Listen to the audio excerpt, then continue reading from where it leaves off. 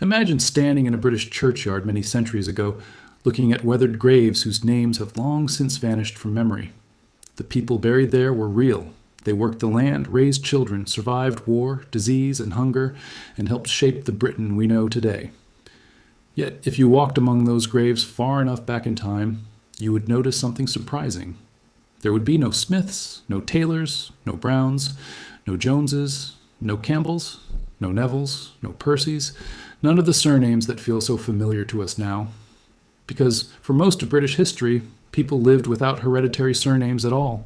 And yet, hidden inside those vanished lives are the origins of names that would survive conquests, plagues, migrations, and the collapse of kingdoms.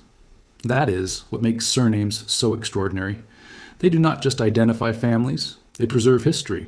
Most people think a surname begins when it first appears in a written record. A clerk writes it down, a priest enters it into a parish register, a tax collector copies it into a roll, and from that point on, the name is visible to history. But that is only half the story. In truth, every surname has two beginnings. The first is the moment it is recorded. The second, often much older one, is the history that made it possible. A family name may have been written down in the 13th or 14th century, while the landscape, language, trade, or identity behind it may reach back hundreds of years earlier. That is why some of Britain's oldest surnames are older than they look. Their written form may be medieval, but their deeper roots often reach into Roman Britain, Anglo-Saxon England, Norse settlement, Norman rule, or even the ancient Celtic landscapes that existed before England itself. This is the story we are following today. Not simply a list of 40 surnames, but a journey through 2,000 years of British history seen through the names ordinary families carried forward. Some of these names were born from rivers, hills, woods, fords, and fields that existed before written English. Others grew out of village trades so essential that the work itself became the family identity. Some preserve fragments of Old English. Some echo medieval Welsh naming traditions. Some carry traces of Norse settlement or Norman aristocratic power. Together, they reveal something remarkable, that a surname is not just a label. It is a surviving clue, a map, a memory, a small but stubborn piece of the past that refused to disappear. To understand how Britain's oldest surnames began, we have to travel back to a world no one alive today would recognize. Around the year 100 BC, there was no England, no Scotland in its later form. No parliament, no royal family, and no single British identity in the way we understand it now. Across the island lived many different communities with different loyalties, dialects, and traditions. The Iceni, the Brigantes, the Silures, the Ordovices, the Catuvellauni, and many others lived in tribal societies tied to land, kinship, and local power. They did not use hereditary surnames, but they did leave behind something just as important, place names. This matters because the oldest British surnames often begin not with people, but with places. A hill, a ford, a brook, a wood, a marsh, a green, a field. These names are older than the families who later carried them.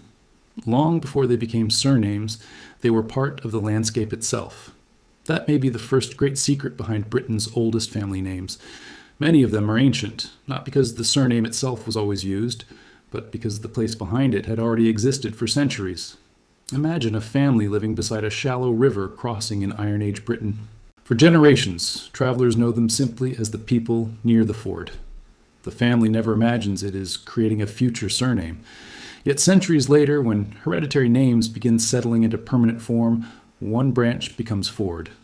The same thing happens elsewhere. A household near a wooded area becomes Atwood. A family living below a rise becomes Underhill. Others become hill, wood, green, brook, field, shaw, heath, marsh, moor, or church. These are not just surnames. They are echoes of forgotten landscapes, and some of those landscapes were named long before medieval England even existed. Then came Rome.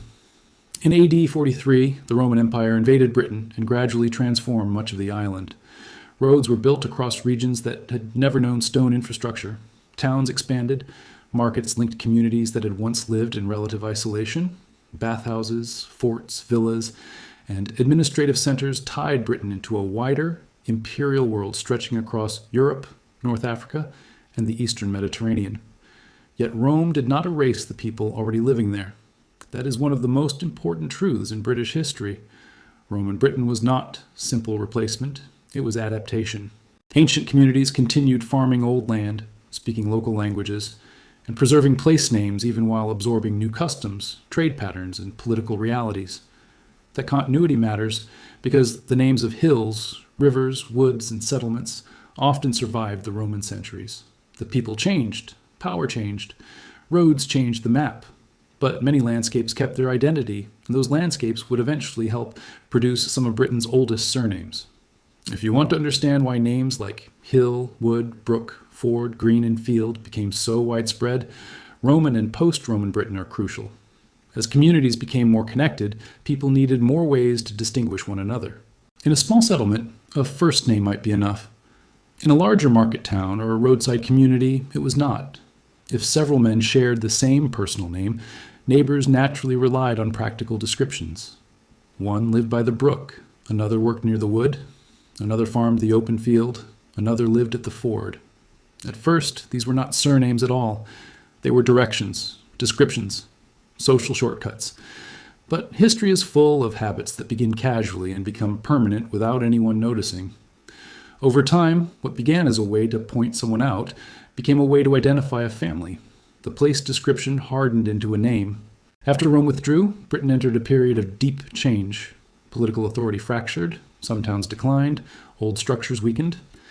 Across the North Sea came migrants we now group under names like Angles, Saxons, and Jutes. For many years, people imagined this as a clean replacement story, as though one people simply disappeared and another took its place. Modern archaeology and DNA research tell a far more complex story. Migration happened, certainly. In some regions, it was substantial, but older communities did not simply vanish. People mixed, languages shifted, customs blended, neighbors became relatives. What emerged over generations was not the destruction of one Britain and the birth of another overnight, but the layering of identities. That layered history still survives inside many surnames today. A large number of ancient English surnames preserve Old English words that entered common use during these centuries. Atwood, Underwood, Eastwood, Westwood, Oakley, Ashley, Byford, Radford, Longfield, and countless similar names carry traces of early medieval landscape vocabulary. Consider Ashley. Today it feels like an ordinary surname, but originally it referred to a clearing or meadow associated with ash trees. Oakley pointed toward a woodland clearing where oaks were prominent. Byford suggested a place near a river crossing. Radford often referred to a red or reed-fringed ford. These names were never invented in the modern sense. They emerged because communities needed practical ways to identify where someone came from or where they lived. That is why such names can feel so old and so rooted. They are. Their origins belong to a world where landscapes still defined identity more strongly than bureaucracy did. But landscapes were only part of the story. As villages grew and economies became more specialized, people also began to be known by what they did. This gave rise to one of the largest and most enduring categories of British surnames, occupational names. In almost every medieval community, there was a smith, a miller, a baker, a cooper, a carter, and often a fletcher, a sawyer, a wheeler, or a turner. These were not ornamental professions. They were essential to survival. The smith shaped iron into tools, hinges, nails, and horseshoes. The miller turned grain into flour. The baker fed the village. The cooper made the barrels that stored ale, grain, and salted food. The fletcher crafted arrows. The carter moved goods. The sawyer cut timber. The wheeler built wheels that kept transport possible. When a person's work became central to how neighbors thought of them, the trade itself often became the identifier. Smith, miller, baker, cooper, carter, fletcher, sawyer, wheeler, and turner all preserve this process. That is one reason names like Smith and Taylor became so widespread. They were not born from noble lines or dramatic events. They survived because they described work so common and so necessary that the names could emerge independently in many places. Smith is perhaps the clearest example. Many people imagine that a shared surname means a shared ancestor, but with occupational names that is often not the case. Dozens, perhaps hundreds of unrelated village blacksmiths could generate smith lines completely independently. The same is true for Taylor, Walker, Carter, Miller, and Baker. Their great age does not come from one ancient founding family. It comes from the oldness of the work itself and the consistency with which communities kept using it as an identifier. In that sense, these surnames are ancient because the human roles behind them are ancient. Another major source of Old British surnames comes from patronymics, names that identify someone through their father. This, too, is an old and deeply human habit. When populations grew and neighbors needed more precision, calling someone John's son or Richard's son was simple and effective. Over time, these descriptions settled into surnames like Johnson, Richardson, Robertson, Williamson, Watson, and others. In Wales, the process took a particularly fascinating form. Rather than adopting fixed surnames immediately, many Welsh families continued using patronymics built around the word ap, meaning son of. Over time, language compressed these phrases. Ap Rhys became Price. Ap Richard became Pritchard. Ap Hugh became Pugh. Ap Owen contributed to Bowen in certain lines, while other forms evolved differently across regions and centuries. These names are especially valuable because they preserve fragments of medieval Welsh speech in everyday modern use. Every time someone says Price or Pugh, they are unknowingly repeating a linguistic transformation centuries old. Then came the Vikings. Norse raiders, traders, and settlers began reshaping parts of Britain from the late 8th century onward, especially in the north and east. As with every earlier transformation, the old picture of simple invasion has given way to something more layered. Some places suffered brutal raids, others developed into mixed communities shaped by trade, farming, intermarriage, and settlement. Norse influence survives strongly in place names across Yorkshire, Cumbria, Lancashire, the East Midlands, and parts of Scotland. That influence also left fingerprints on surnames. Gunn, for example, especially in Scotland, is often associated with Norse personal name traditions.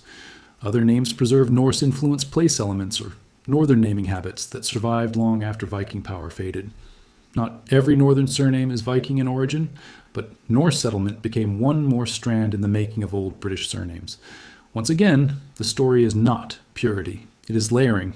By the time of the Norman Conquest in 1066, Britain already contained ancient Celtic landscapes, Roman infrastructure, Old English-speaking communities, Welsh naming traditions, and areas marked by Norse settlement. The Normans did not erase any of that. Instead, they added a new ruling elite, new administrative habits, and a new pressure toward record keeping. This is why the Norman period matters so much for surnames. Not because the Normans invented them outright, but because they accelerated the process by which names became documented and eventually hereditary. When William the Remark needed to understand what he ruled, who held land, who owed tax, who controlled mills, meadows, livestock, and woodland, names had to be recorded with greater precision. The Domesday Survey and later medieval records did not create identity from nothing. They captured in writing the social distinctions communities had long been using in speech. This is the point where many old surnames start becoming visible to history. A villager is no longer just Edwin. He is Edwin at Ford, Thomas Le Smith, Richard de Ashley, or William of the Green. Those descriptions are not yet fixed surnames in every case, but they are moving in that direction. The government writes them down, the church records them, legal memory begins preserving them. Generation after generation, the by-name stops shifting. Children inherit it. Grandchildren inherit it. Eventually, the description becomes the family. This is why surnames that seem plain to modern ears are often among the oldest and most historically meaningful. Ford, Green, Hill, Wood, Brook, Field, Marsh, and similar names are simple precisely because they emerged from ordinary life. They were never designed to sound grand. They survived because they were useful. The Norman period also introduced or strengthened another category of Old British surnames, aristocratic and locational names associated with continental families or territories. Percy, Neville, Beaumont, Mortimer, and Montgomery are among the clearest examples. These names carry echoes of Norman and French places, and many entered Britain through powerful lineages, rewarded with land after the conquest. Castles, lordships, and legal authority helped preserve such names prominently in the record. Yet there is an important genealogical caution here. Carrying a surname like Percy or Neville today does not automatically mean direct descent from the most famous noble line. Over centuries, cadet branches spread, tenants adopted names, families intermarried, local associations shifted, and names traveled far beyond their first elite bearers. Even great surnames became ordinary over time. That, too, is part of their history. Then came catastrophe. In the middle of the 14th century, the Black Death struck Britain with devastating force. Entire villages were transformed. Some vanished. Family lines ended abruptly. Communities lost a third, sometimes nearly half of their population. If you want to understand why surviving surnames matter, this is one of the most powerful moments in the story. Every surname still alive today endured bottlenecks, accidents, and generations when survival was far from guaranteed. A family line may have depended on one surviving child, one daughter who lived long enough to marry, one son who escaped infection, one branch that happened to survive while others disappeared. That means every old surname still present today carries not only age, but improbability. It survived when countless others did not. As Britain recovered, surnames became more fixed. Parish registers, tax rolls, property transfers, wills, legal disputes, and church records all reinforced consistency. By the 16th century, many names we now recognize as deeply established were clearly hereditary across much of Britain. Smith, Taylor, Cooper, Walker, Carter, Hill, Wood, Ford, Green, Marsh, Price, Bowen, Pugh, Ashley, Atwood, Underhill, Brooke, Field, Shaw, Moore, Church, Percy, Neville, Mortimer, and many others had crossed the threshold from description into inheritance. That transition matters because once a surname becomes hereditary, it stops being just a practical label for one person and becomes a durable bridge between generations. It can now survive migration, war, social change, and the loss of local memory. From that point onward, British surnames traveled. They crossed into Ireland, then across the Atlantic, and later into Canada, Australia, New Zealand, South Africa, the Caribbean, and beyond. That is why some of Britain's oldest surnames are now global. Yet even after centuries of movement, many still point quietly back toward the same hills, streams, ash clearings, marshes, woods, and medieval trades that first gave them meaning. A name like Ford or Hill can now be found half a world away from the landscape that first shaped it, but the historical memory remains embedded inside it.